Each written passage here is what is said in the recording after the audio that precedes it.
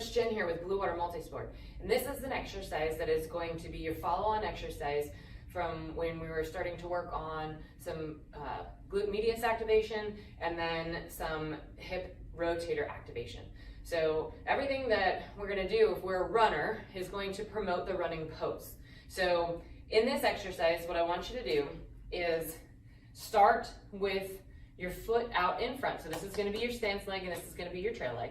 And you're going to tripod your foot, so make sure that there's even pressure between big toe, pinky toe, and heel. You're gonna have your toes spread and then activated, rooting your foot into the ground, okay?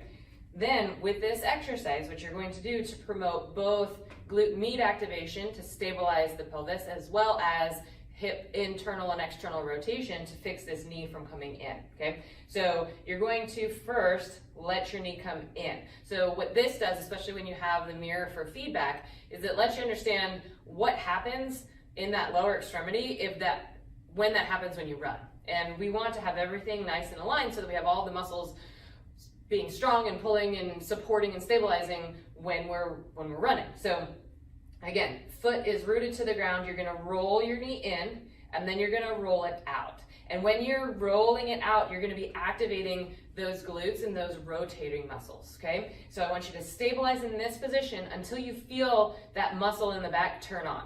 Once you finally feel it, then you're gonna slowly, holding this position, come up into the running pose. So if this happens when you're in that running pose, then you stop, you reset, right? So foot is rooted to the ground, let your knee roll in, roll it back out, hold this nice and tight, really activate that glute, make sure that it's doing what it's supposed to do, and then come into the running pose.